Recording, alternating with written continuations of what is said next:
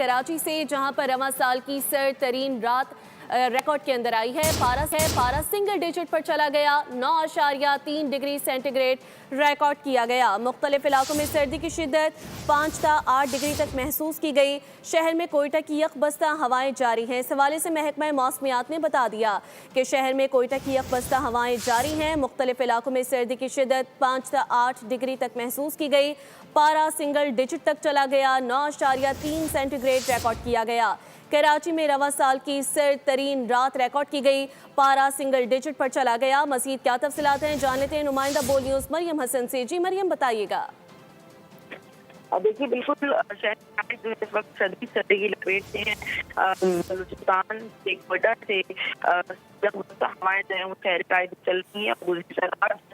रवां साल की सर्द रात रिकॉर्ड की गई। सिंगल डिजिट में 9.3 डिग्री सेंटीग्रेड रिकॉर्ड किया गया है। जबकि सर्दी की शिद्दत जो है वो मुख्तलिफ इलाकों में 5 से 8 डिग्री तक जो है वो महसूस की गई है। जबकि आज दिन का 20 से 22 डिग्री सेंटीग्रेड तक रिकॉर्ड होता है इम्कान जाहिर किया गया है। शहर में 20 से 22 किलोमीटर घंटे की रफ्तार हवाएं चल रही हैं। जबकि आइंदा 5 रोज तक बरसों इसी तरीके से जाहिर करने का मशरिकी सिमत की हवाएं चल रही हैं। तफसीलात से आपने आगाह किया मरियम, बहुत शुक्रिया।